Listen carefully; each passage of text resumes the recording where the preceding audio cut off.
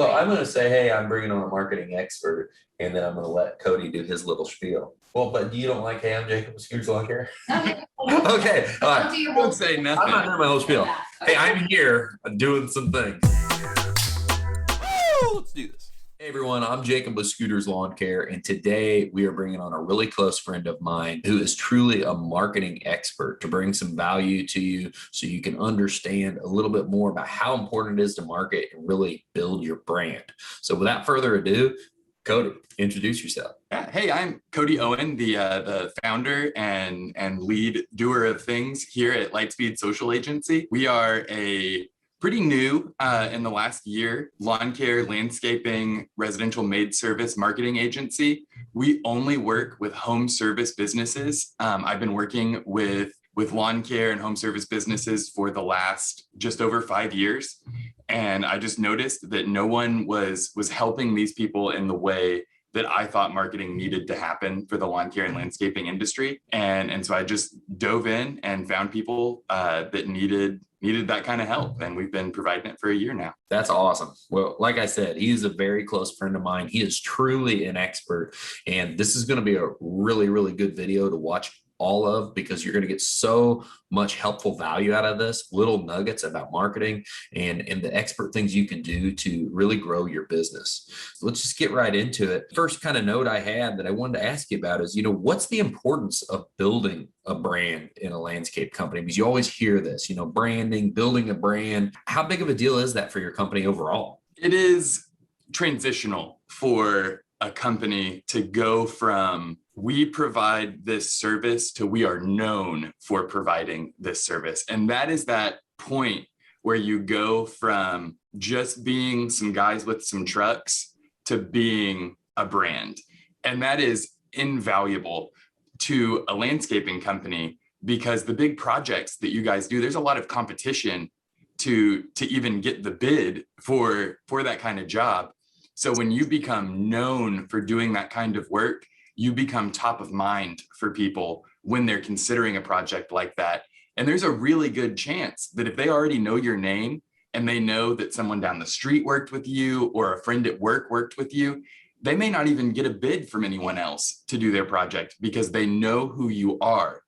And that is the value in being a brand versus being something they saw in a Google search. Well, transitional is truly the perfect word, because from our experience, getting known as the landscape company, the person to go to, it's done exactly what you said. It's got us away from having to be in bidding wars. People will go to us because they know us for what we do and they know about our reputation, and they want to just have a quality service. And we go out, we do an estimate, and we kind of go from there, and we don't even get bid against on a lot of stuff. Really, probably the bigger key of this is, how do you become known as the landscape company in your area? What are the marketing strategies, the steps you can do to get that to happen? To answer that question, I want you to time travel with me for a second here and think back to 2008, 2009, when everyone had an MP3 player.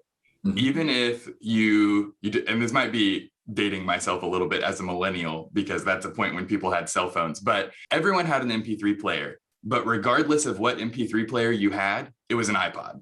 It was the word that everyone used to refer to this specific piece of technology. You can do that in any industry. Now, I'm not saying that people are going to point at a hardscape job and go, look, a scooter. But what you will do is, by being seen constantly in the market, by owning every eyeball in the market, you will make yourself synonymous with that kind of work in your service area. And that's what we want to do. We want to tie, anytime someone sees a beautiful property in your area, we want them to wonder if that was you, because they've seen an ad from you yesterday. They saw your crew down the street a few days before that. We want to so connect you with the idea of quality landscaping that when they see that kind of job, they wonder if it was you. And if it was you, hopefully there's a sign in the yard telling them that it was you. I live in Dallas, but I have family in Houston. So I drive down 45 pretty regularly to go visit. And when you're coming north from Houston into Dallas, right off the side of 45, there is a billboard that is the entire side of a massive building. It is like, I mean, well over 10 stories of billboard on this building. And the entire time I have lived in Dallas since 2012, that billboard has been for an Apple product. Apple owns the skyline on the way into Dallas. And like that billboard is the Apple billboard in my mind. Like if it ever was anything else, if it was a Corona ad, it would feel weird. Yeah, exactly. So that is the kind of ownership that I want landscaping companies to take in their market. The way that you can dominate your area and become synonymous with the kind of work you do is to be seen constantly. So I have just a bunch of ideas here that I want to run through. Jacob, interrupt me at any point if you want to interject or you have a question. I already talked about this a little bit. Signs in the yard. I think that you should have like realtor size signs in the yard when you're working on a project. Mm-hmm. So when your crew gets there in the morning, they throw it up, they work throughout the day. It's there. It can stay throughout the duration of the project if the client is cool with that. After you complete a project, if a client is okay with you leaving a sign up for 2-3 weeks so that people see this brand new gorgeous project and they see the sign that has your website or your phone number on it, like we want to have some form of contact that they can take that's not forcing them to go search you out. Mm-hmm. So we don't want just a logo. We want some CTA on there, some call to action that's telling people you can call us to make your yard look like this. Go to our website to request a quote, that kind of thing. Keep it short and sweet. Only one call to action. Do you want the phone to ring or do you want them to hit your website? Don't put multiple things. By the time you're making people make a decision, this is super cold level marketing, right? This is incredibly top of funnel. We don't want them to have to think about anything. They've seen this thing, they like it, and we want to get the tiniest step in the direction of us as possible. Mm-hmm. So website, phone call to get more information, keep it as simple as possible. One CTA on that sign. Clear, not a million services, things like that. Yes. Okay. I think for landscape projects, it needs to be something as simple as like, this is a little too long. The copy would need to be shorter, but do you want your lawn to look like this? Yeah. Something that calls out the work they're looking at and connects it to their home in as few words as possible with a web address or a phone number, so that we just want to connect you to work that you've done. Mm-hmm. And I will speak for that because we are really aggressive. It's hard to keep everybody doing it all the time, but since I'm directly watching over Florida, we're really aggressive with that down here. I mean, mm-hmm. I just sold a job yesterday that was from our yard sign sitting in someone's yard. We finished a house 2 houses down, and now we're doing the other house 2 houses down from there, just because she saw the sign. And then we followed up with some paper, paper stuff as far as door hangers as we're at the project. So. Yeah, I mean, as long as you do quality work, there is no better advertisement for your business than someone looking at a project you've just completed. And then secondly, uniforms for employees. Mm-hmm. And I know that probably by the time you're doing landscape projects, it's pretty clear to you that uniforms are a good idea. But there's something that a mistake that I've seen a lot in this area is people focus a lot on what the t-shirt looks like when you're standing 5 feet away from someone. Mm-hmm. That's kind of the perspective that you see a lot on printing websites because they're just showing you the t-shirt that they can make. The thing that you need to keep in mind is that you want people to be able to see your logo from the street when they're driving past your guys working. Because again, all of this is about you being seen constantly. So if you have t-shirts with nothing on the back and a logo on the chest, that could be any lawn care company. That could be any landscaping crew. For all they know, it could be day laborers. No one knows what's happening here. But if you've got t-shirts with a logo that fills the entire back, mm-hmm. that's making it clear who you are. And I know Scooters does an excellent job of this because y'all's shirts are orange, right? Yeah. That was the reason I picked the color, because I worked for a landscape company when I was 18. We had puke green shirts, and I see green shirts all the time, and it just blends into a lawn. But you said, when you start having that thing that pops out and it be that logo, and now you see that on the You see it online, you see it on the door hanger, you see it on the yard sign, you see it everywhere, you see it on the trucks. And now that brand just starts cranking. Absolutely. Yeah, get the logo as big as it will fit on the back of the shirt and still look good. Make sure that people know who is doing that work. And this is a good time to bring up, this means that you need to do work that you're proud of. If we're making sure that you're being seen while people are working constantly, it means that you have to be doing work that you're proud of.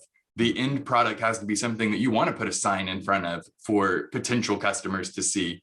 Your workers need to be behaving in a way that you want your logo on their back while they're working.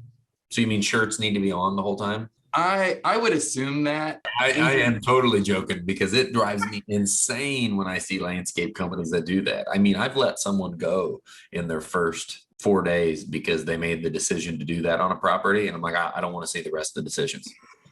You know, when you see we tuck in shirts, you think we're okay with shirts off. And then we want to have trucks that are recognizable as yours. So whether this is, I know a wrap can be a lot to ask for a company to spend on a truck, but if you can't do a full wrap, then big logos on the door, if you're in a, whatever option you have to make sure that your trucks are recognizable as your trucks. So if that's picking a unique color and maybe spending a little more when you buy the truck to make sure that you're getting it in a not white work truck, stand out from the rest of the landscaping companies in your market so that people recognize your trucks. We want to make it where they can see it from like half a block away and know that it's you. Yeah. All of these things, we want to increase the distance from which you're discernible as your company. That is how you build a brand.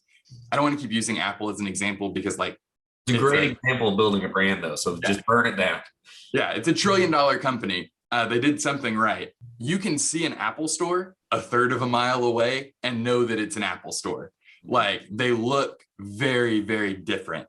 So think about these things as you're deciding what trucks or how to improve the existing trucks, something that will set you guys apart so that you can be seen from further away than anyone else. And this all of these things loop into something, which is if you are branding your trucks and making it clear, like this is my truck, it's going to inform you don't want to have a truck that's like falling apart and looks horrible. You never wash it because you're calling out like, this is my business. This represents me. And so it needs to be cleaned regularly and maintained well. And that goes for your equipment as well. And so that's going to lead to attracting better employees, right? When you become known as the company that everyone knows in your area for doing these kinds of jobs, the people who want to work at that kind of company are who are going to end up at your door looking to be hired versus, if you're just the same as every other company in the market, then you're competing with every other company in the market. So it's really funny how you're mentioning that. And it's like, it's all the thought of get as many eyeballs on it as possible. Mm-hmm. And how that kind of ties in and starts affecting other things that you're not even thinking about.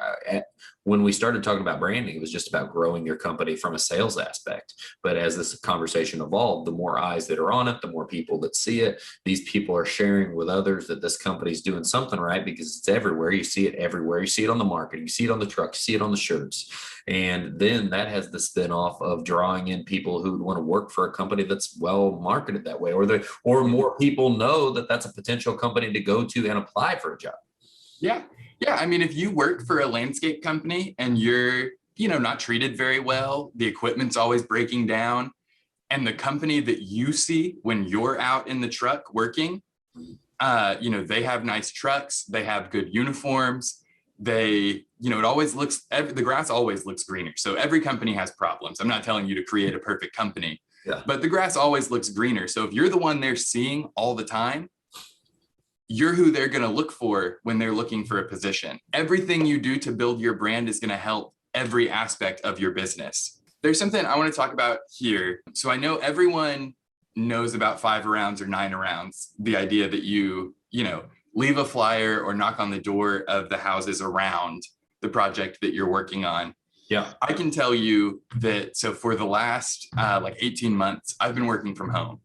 And I cannot tell you how many people have knocked on my door. I feel like I have like a little bit of a like representative set of what happens when someone knocks on my door. Number one is if they're not in a uniform that I can immediately discern that they're from a company, I'm not talking to them at all. Yeah. I have a video doorbell. I look, I see some random kid standing on my porch, and I just pretend to not be home and let my dog bark at him. The second thing is almost everybody starts the pitch with trying to use the neighbor's name. Oh, well, we're working on your neighbor Susie's house. I don't know who you are or what you do, because most of the time they're not wearing a uniform. So I don't even know what business they're with, like what kind of business they're in. And like on top of that, this is going to sound bad, but I don't know a lot of my neighbors. Yeah. Like throwing their name at me doesn't really help. It feels very like old school sales script that hasn't been updated in 20 years. I just want to tell you the things that I'm seeing over and over when people come, whether they're selling solar or whatever. The way that you can do this and introduce some value to the person whose life you're interrupting by knocking on the door is do this when you have a reason to. And you can invent a little bit of a reason, but if you know you're going to be using some equipment that's loud, go ahead and go and knock on the doors around the house and just let them know like, hey, we're working, doing some, a landscape install next door. We're going to be using, XYZ equipment. We just wanted to go around and let the neighbors know, hey, it's going to last for about this long. It's going to be a little loud. We just want to go around and let everybody know that that's happening so that you're not concerned. We love working in your neighborhood. Thanks for letting us be here. Well, and it's crazy how far that goes. Like I just recently on one of the last projects told my dad to do that to the 5 projects or 5 houses around where we were working. Because there are a lot of times where what you're saying is bringing so much value because you are actually bringing value to that person because they might get frustrated with a big pile of rock in the road, the big trucks, the big trailers, whatever it is, the noise, the stone saws, the jackhammer, whatever crazy tool you're using to do whatever kind of project you're doing. And now you're bringing value to them. And I said, just take a door hanger or use your business card and take it to them like, hey, if there's any problems, there's our company information, some of the services, let us know. We want to make sure nobody's bothered by our services and everybody's taken care of. So and then now it's a total value add versus just trying to get some work. I mean, I'm not against the cold calling and the knocking on doors. I'll do it and I've done it. And I've been the guy that's been at your house. But when you can bring true value, you're going to go so much farther because people are going to be appreciative of you being there and letting them know what's going on. Yeah. So come up with a reason to be at their door. And yeah, like Jacob was saying, if it's, you guys are going to have a big load of something sitting in the road, let people know how long it's going to be there. Like anything you can do to get yourself in front of them in a way that doesn't feel salesy and pushy. And I love the idea of a business card in case that there's some sort of problem.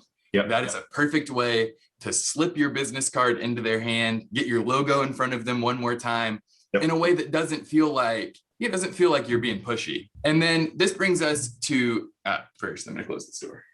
Our robot vacuum started running and he's being loud. This brings us to my neck of the woods. What we specialize in at Lightspeed Social Agency is social media ads. So I think you should be constantly posting organically. If you look at the Scooters Lawn Care page, like, oh my gosh, it is a treasure trove of exactly what you should be doing to build your brand. Getting people to know the people inside the business, the faces of the people who answer the phone when they call. Like there's nothing more valuable than transitioning from this is the company that I deal with to make my lawn look nice versus I know Zoe's name. I know the name of a person. I could get on the phone at a lawn care company in Springfield, Illinois. I live in Dallas. Yeah. So like there is huge value in transitioning your company to a thing where they know the people inside it. So that's all organic. And then my neck of the woods is paid ads. What we do is we work to target the tiniest, most qualified group of people in your market to get you in front of them as many times as possible. 20 years ago, every door direct mail would have been where I lived if I had been, working at the time, because that's getting you in front of every house in your market. But it has a real problem. And that is that almost every EDDM route ends in an apartment complex with like 300 or 400 units that are never going to hire a lawn care or landscaping company. Burn all this paper just for one spot that only has one property management. Now 300 pieces are wasted. What we do is use Facebook and Instagram to recreate EDDM. We target by the neighborhood so that you're only getting in front of the right people. And so then those 300 to 400 impressions you would have paid for EDDM, we're now using to get in front of these people a second and a third time, because what digital ads give us the ability to do is to do the equivalent of a mailer to them every day, twice a day. So when you're trying to aggressively go after, it is, high time to sell patio projects. People are thinking about another summer with their shitty backyard that they hate. 4th of July, things coming up. Yes, they're going to have this 4th of July. They want to get rocking on the project so they can have it ready for the next 4th of July. We get in front of the neighborhood that is qualified to do that. And this is something that anyone can set up. These are like readily accessible tools in Facebook's ad platform.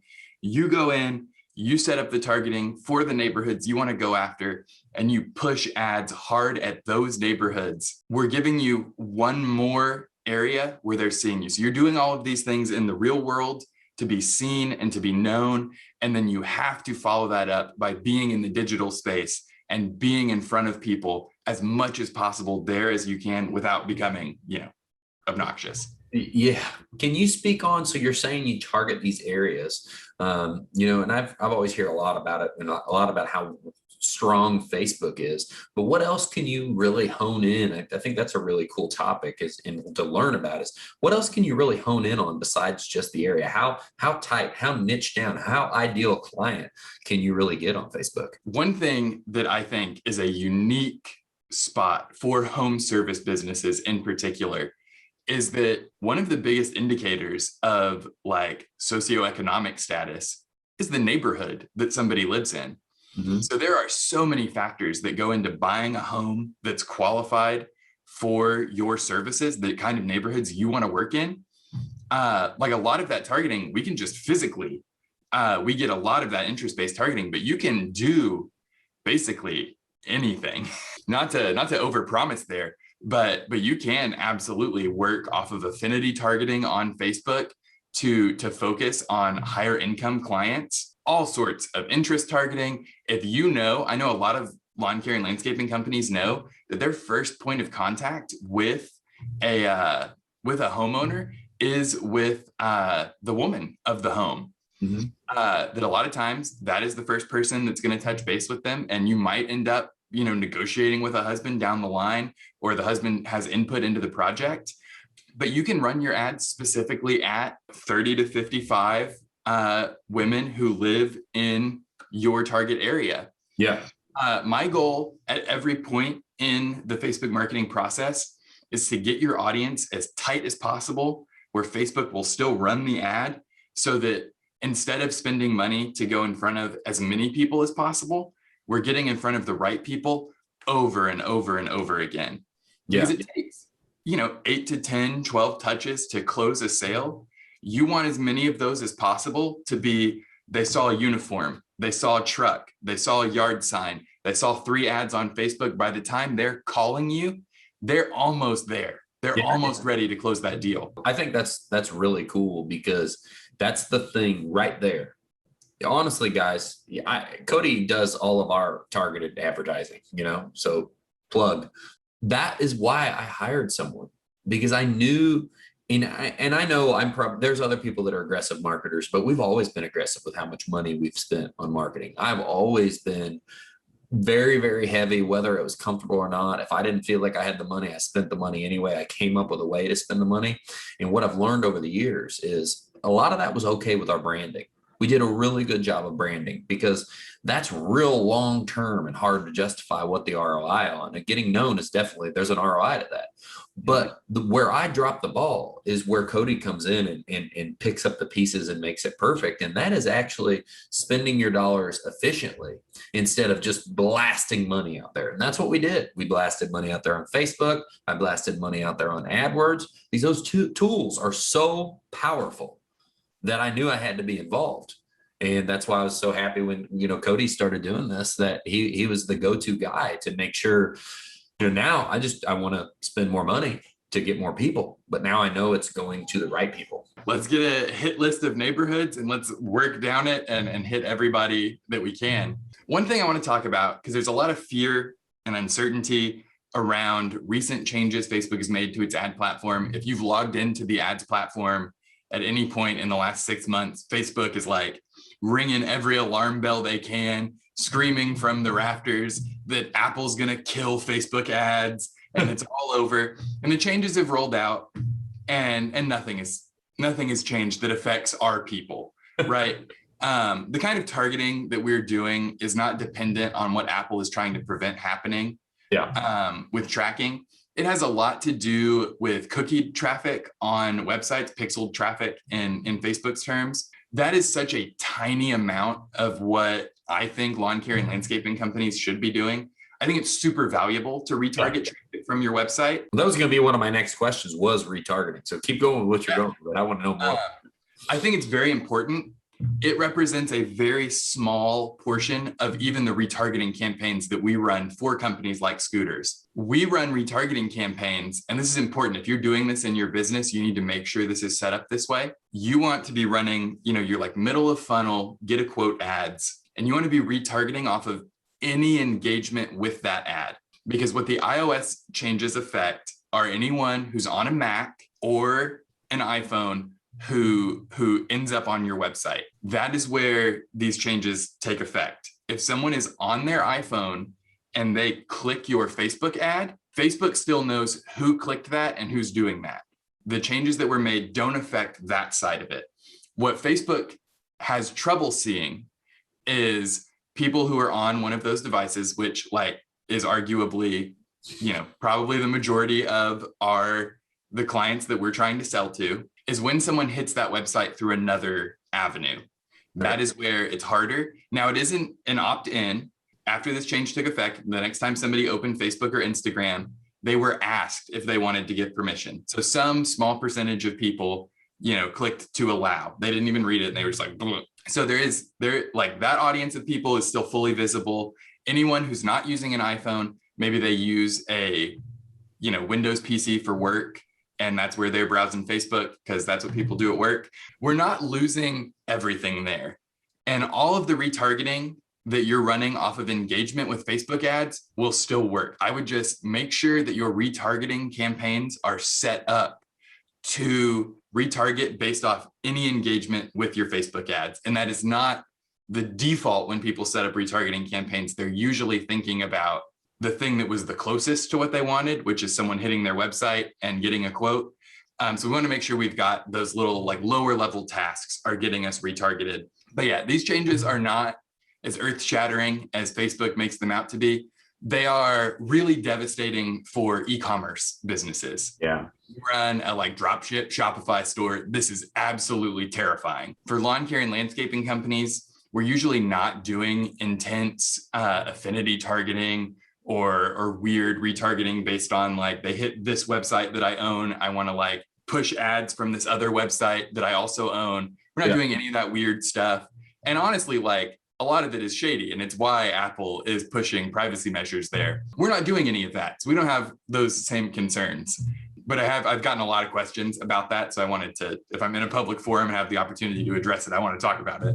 For sure. Well, and I just want to ask about retargeting a little bit, because I've always thought about it, kind of being chasing someone around the internet. So, really enlighten me a little bit of what, and everyone else, what is retargeting? What can you do with it? Well, it is an acceptable form of stalking someone around the internet. Imagine if after you talked to somebody at their home, you were then like, it was completely acceptable for you to just be like outside of their window several times a day going, hey, you remember us? So that's what retargeting is online. You're able to, so Facebook and Google's display ads networks are massive.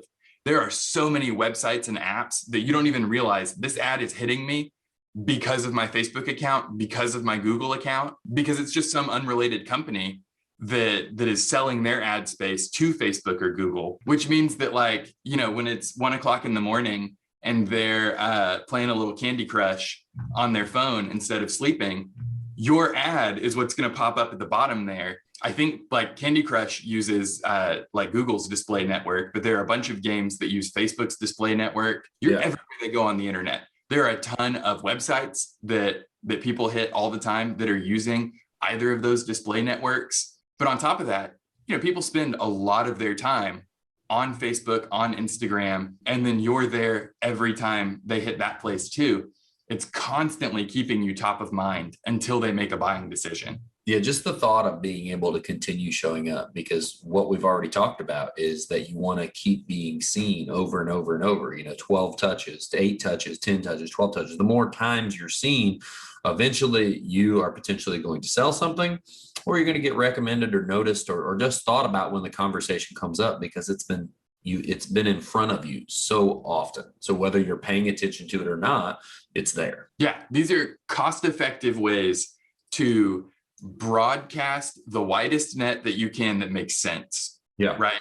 It doesn't make sense to boost a post to your area necessarily that's going to hit, you know, a bunch of apartment complexes, a bunch of neighborhoods that may not be able to afford the kind of services you provide. What we want to do is laser focus that and then just always be there. Okay. And when you think about it, it's the same thing that yard signs do, that trucks do, that uniforms do. It's exactly the same, because when you're working in a neighborhood, it's, you know, obviously a neighborhood you want to work in because you're working there. Yeah. And the people who are driving through that neighborhood are the people who live in that neighborhood. We're recreating digitally the things that we know work in the physical world. We're not reinventing the wheel. We're not doing anything super fancy. We're doing exactly what we know works in the real world and just translating it to the internet. Okay. Well, so tell everyone like a little bit more of, you said what you guys do, but what does working with Lightspeed look like? What can someone expect? What can they get out of that? How does that work for someone to get started with your services? Absolutely. So we are end-to-end Facebook ads creation. We also, we work with a contractor to do Google ads that does excellent work. That means that we do the back-end targeting. We create everything. So we write the ad copy. We create the images and video that are going to go with your ad. And we track results and report them out to you. And depending on what CRM you use, we can get even more granular with what we're able to report to you, not just traffic generated, but with Scooters, we're able to tell them, we closed these jobs. Like these jobs you guys quoted out from our ads, we tracked them into your CRM, and we know that we help generate this revenue. And that helps us justify like you continuing to work with us. Yeah. But also it means that you know which of your ad sources are making you money. Well, and it's funny that you bring this up for the middle of this. I have a lot of goal sheets and notes of what needs to be done. I got to check something off as we're talking about this. Basically, one of my things that was already supposed to be talked to you about is if Florida is kicking butt and you're seeing a positive ROI on what's exactly what he's talking about. And this is what you can do if you're working with someone that's doing this and it's tracking that way through Service Autopilot. If we're seeing positive returns on that, I don't care. I just want to spend more. Like it's on my notes to say right here, it says up marketing spend with targeting marketing partner. That's Cody Owen. It's Jacob and Nicole's job to make sure this happens. And this just is a kind of perfect little fit into this conversation, because that's the thing. Everybody's so scared of marketing. We spent some time figuring out what worked in our areas. And as we start to see a positive return on the good things, if you put $1 in and you get $1.50 out, that's like an infinite return of you being able to market more. You can market as much as you can handle the work for. And right now in Florida, I'm excited to get more and more and more. So I wanted to tell you while we're on this talk that we need to just up that. Yeah, well, we will do that. I completely forgot what I was going to say. I threw a lot on you right there, but I thought that would be kind of cool for someone to see. It's like, that's how that's working. This is the conversation you can have. We're handling everything from end to end. So we're writing all of the copy for you. The benefit of working with someone like us is that because we're so zeroed in on the home services industries, particularly the green industry, we are writing that copy and making that creative for clients all over the US. Yeah. So when we sit down to make your copy, we're not, the marketing shop up the street that runs the ads for the local pizza place and, other local businesses. We only work with businesses like yours. We only write copy for businesses like yours. Yeah. We're not going to write an ad that could be, for a pizza place, for your landscaping company. We work to pull in as much of your organic content as we can. So project photos of your crew, all of that. We work to put that together into ads that make you look like a company that is a group of people working together to do something, not like, here's ABC Lawn Care, here's their logo that, was made in Microsoft Paint. Yeah. And you should get a quote today with, no information. Just buy.